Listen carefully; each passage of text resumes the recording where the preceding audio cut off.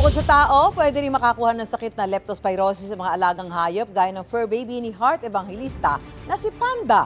Ang mga sintomas niyan sa mga hayop, alamin sa unang balita ni Katrina Son. Sa video na in-upload ni Kapuso global fashion icon Heart Evangelista, naka-caption na isang leptospirosis survivor ang kanyang fur baby na si Panda.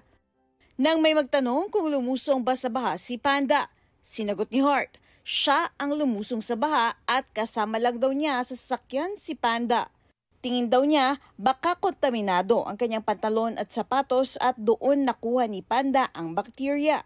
Sabi ng isang vet, delikado at nakamamatay rin sa mga hayop ang leptospirosis. Ang baboy, ang kambing, ang baka at kalabaw, kapag na-expose po sila sa baha, pwede po silang magkaroon ng leptospirosis. So, lalo na po yung mga alaga nating aso po, they're highly susceptible to it.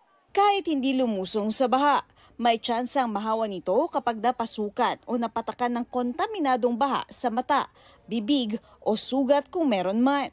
Kaya kung may baha sa lugar, magpatingin sa veterinaryo para agad mabigyan ng oral prophylaxis ang mga alaga. Kabilang sa mga sintomas nito ang pananamlay, hindi pagkain at pananakit ng kalamnan. Pinakadelikadong sintomas ang hirap sa pag-ihi. Pag ganito, dapat nang pumunta sa veterinaryo.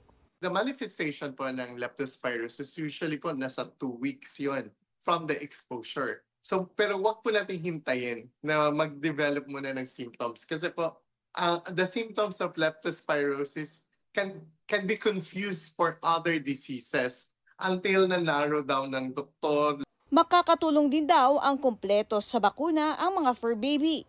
Ang ilang fur parents, todong pag-iingat daw sa kanilang mga alaga. Hindi po papalabasin ng bahay para po hindi po siya magkasakit, magka-leptospirosis. Pagka umuulan pong ganyan, hindi po namin nilalabas. Tiis lang po sa bahay. Ito ang unang balita. Katrina Son para sa GMA Integrated News. Gusto mo bang mauna sa mga balita? Mag-subscribe na sa GMA Integrated News sa YouTube at tumutok sa unang balita.